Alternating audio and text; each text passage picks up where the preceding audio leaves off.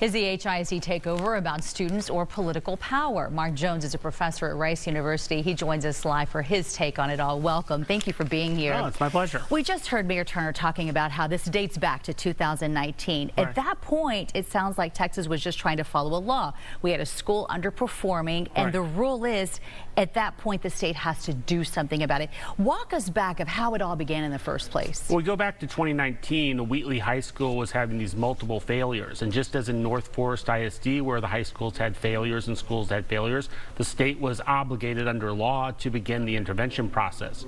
You also have to keep in mind that back in 2019, we also had some problems on our school board that were pretty serious. There was an attempt to appoint a superintendent with a walking quorum, a very embarrassing school board meeting, and also some serious concerns about how contracts were being awarded. And so that started this investigation.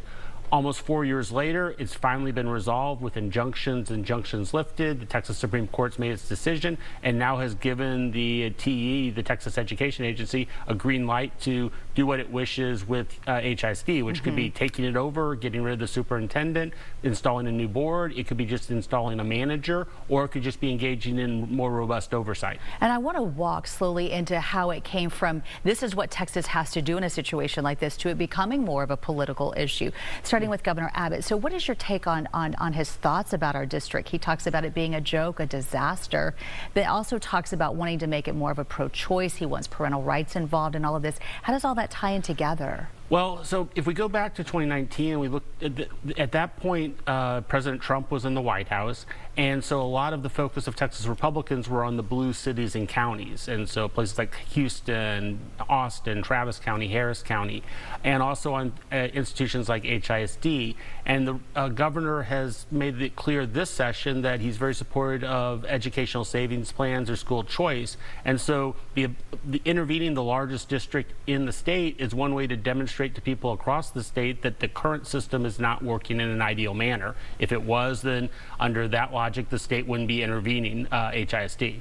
We're hearing from some Democrats, and they say, you know what, this is just an anti-blue effort, but it feels like something like that might have happened before. Why now? What is your take on that particular stance?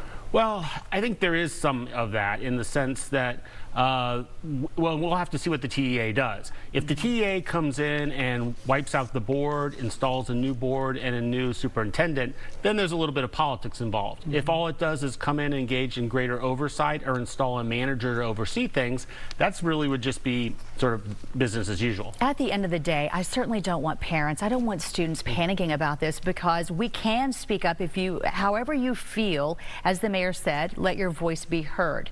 But if this happens and the state takes over, how will parents and students feel a difference, or will they not feel anything at all? Yeah, by and large, the parents are not going to, and students aren't going to notice any real differences, because the administration, it was from below the superintendent and school board, will still remain the same. There may be some replacements, there may be some changed policies, but some of those will probably be for the better. And by and large, it's not like the HISD school board's been doing such a great job having a set of more professional individuals there who are more focused on the role of the HISD and less on the political careers may actually have some benefits. All right, Professor Mark Jones, we always appreciate your expertise from Rice University. Thanks for taking time today. Thank you.